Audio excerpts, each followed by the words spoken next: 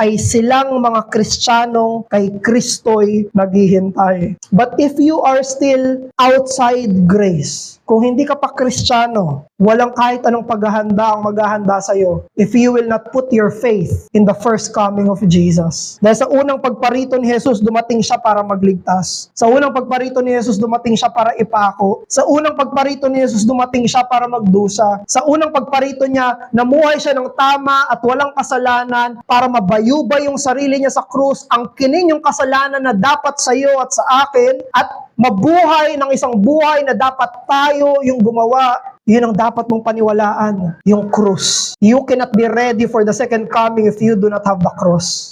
You can never be ready for the second coming if you do not put your faith in that blessed, old, rugged cross.